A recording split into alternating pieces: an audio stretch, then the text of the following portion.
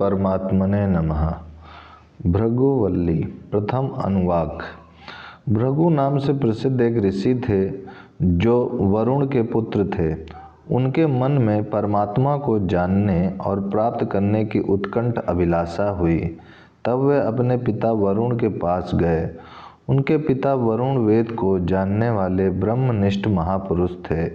अतः भृगु को किसी दूसरे आचार्य के पास जाने की आवश्यकता नहीं हुई। अपने पिता के पास जाकर भृगु ने इस प्रकार प्रार्थना की, भगवान, मैं ब्रह्म को जानना चाहता हूँ, अतः आप कृपा करके मुझे ब्रह्म का तत्व समझाइए। तब वरुण ने भृगु से कहा, तात, अन्न, प्राण, नेत्र, श्रोत्र, मन और वाणी ये सभी ब्रह्म की उपलब्धि के द्वार हैं। इन सब में ब्रह्म की सत्ता स्फूर्ति हो रही है।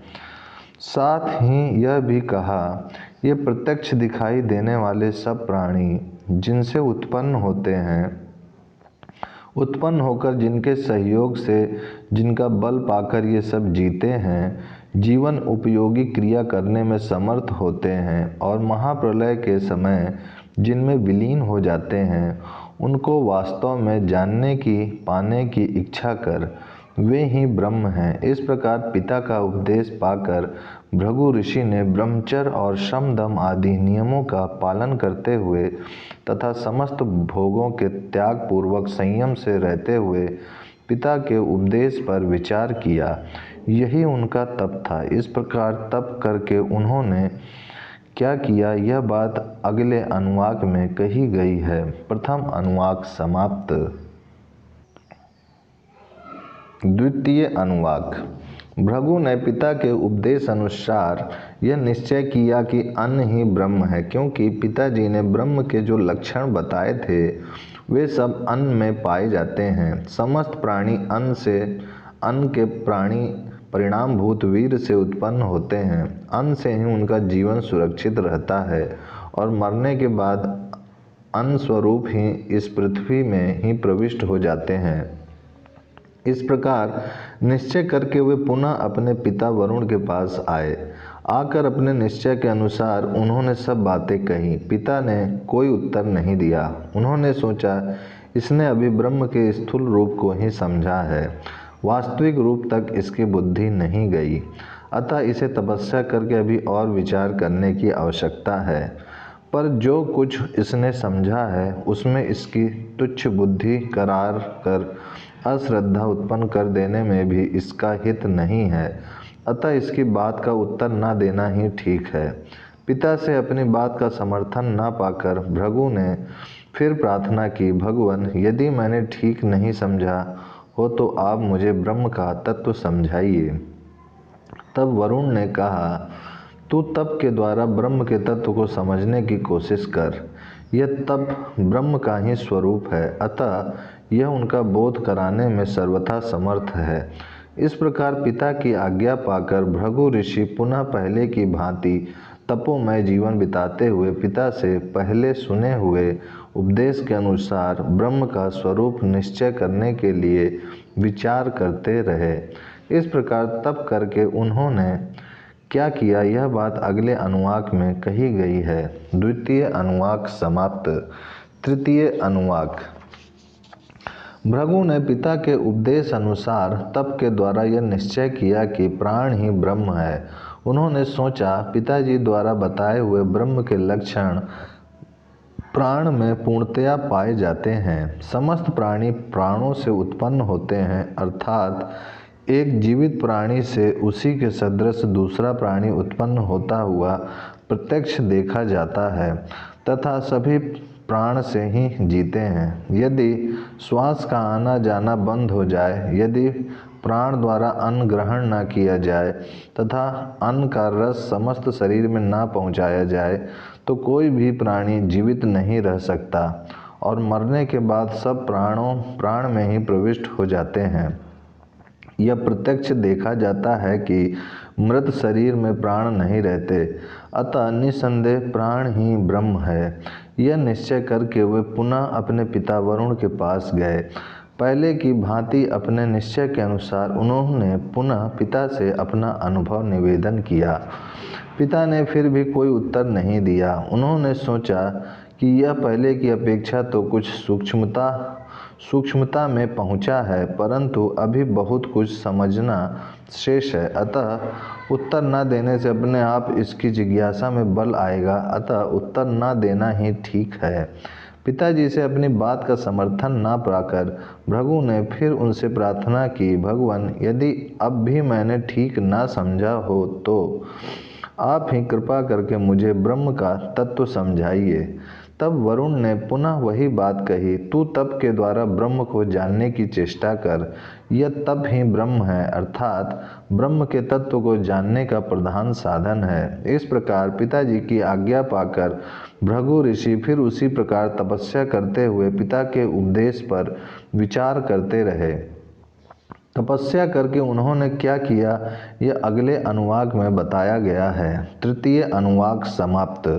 चतुर्थ अनुवाक। इस बार भृगु ने पिता के उपदेश अनुसार यह निश्चय किया कि मन ही ब्रह्म है, क्योंकि उन्होंने सोचा पिताजी के बताए हुए ब्रह्म के सारे लक्षण मन में पाए जाते हैं।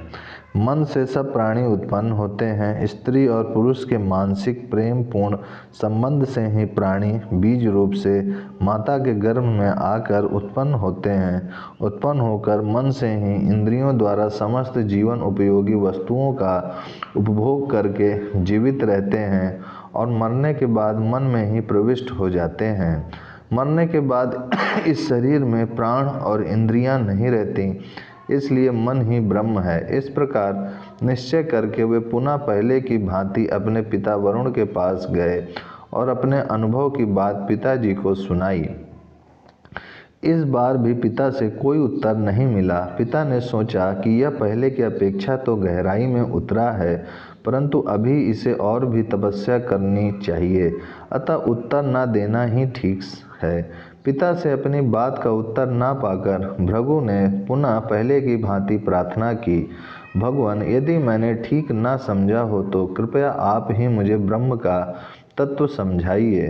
तब वरुण ने पुनः वही उत्तर दिया, तू तप के द्वारा ब्रह्म के तत्व को जानने की इच्छा कर, अर्थात तपस्या करते हुए मेरे उपदेश पर पुनः विचार कर। यह तप रूप साधन ही ब्रह्म है।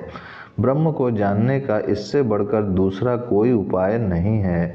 इस प्रकार पिता की आज्ञा पाकर भृगु ने पुनः पहले की भांति संयम पूर्वक रहकर पिता के उपदेश पर विचार किया।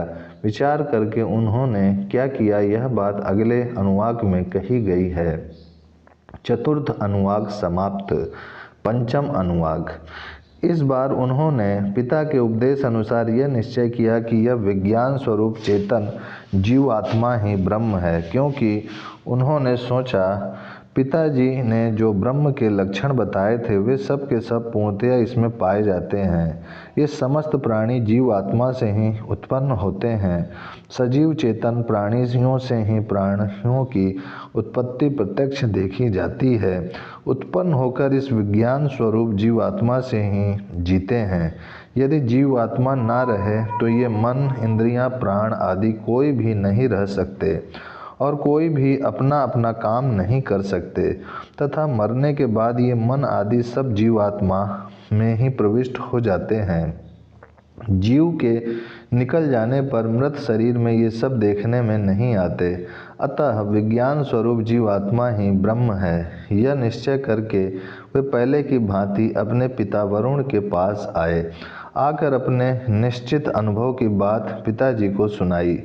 इस बार भी पिताजी ने कोई उत्तर नहीं दिया। पिता ने सोचा इस बार यह बहुत कुछ ब्रह्म के निकट आ गया है।